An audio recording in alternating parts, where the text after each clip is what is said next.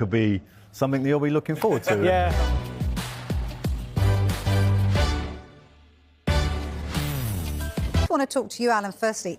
Does it feel like Manchester United are back at the top table, or indeed did they ever leave, but they've got a bit more bargaining power to get in the best players? They definitely left the top table for Okay. a period. There's no doubt about that. Even with the history that they had, it was looking like, you know, they was on a downward spiral. I mean, when Amorim left, to say, if they'd have asked me to go in there and say, you know, you've got to get us Champions League football, I said, I think that's highly unlikely with what I've got here. Michael Carrick has done an unbelievable job. And Steve in there, the coach, they've done they've got that turned around. They've had tremendous results. And Michael will be feeling it now. And just listening to those transfer rumours, will he be part of the conversation? I'm guessing he will be because of the success he's had. If he hadn't had success, he might not have been part of those conversations. So if he's got gets his hands and paws on the decision, I would suggest you would look for somebody perhaps like himself, which would make sense. Yeah. Because that creative, cultural kind of player that he was, first touch, opening up the pitch, etc., will be massively important for United.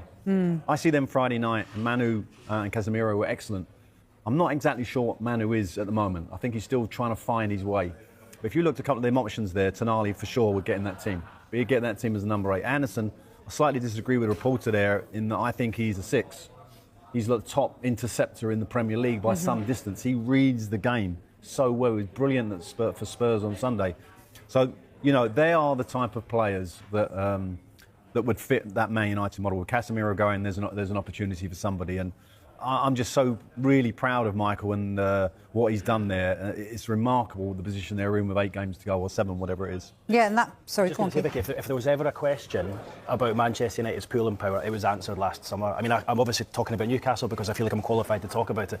They went for Brian Mbeumo. He chose Manchester United. They liked Matthias Cunha. He went to Manchester United. They got all the way down the line with Benjamin Sesko. He went to Manchester United. Without Champions League football, and Newcastle had that. So they still do have that pooling power. So it's going to be really interesting to see what they do this summer when they potentially have Champions League football in the locker as well. And it's amazing to see all these players, young players, you know, who Manchester United might not have been we thought might not have been a huge thing for them as it came through the ranks. Clearly they are, and that is why they chose to go there last summer, and they're probably going to get Champions League football next season. Well, probably. It looks nailed on, doesn't it? Because the other teams don't seem to want it. With all the defeats that Liverpool and Chelsea are picking up, they look nailed on for third place, don't they, in Champions League? Man United are always going to be top of an agenda because of the status of the football club. But that doesn't mean to say that if they hadn't made Champions League football, that would slowly dissipate, and it would. Yeah, and yeah. It would.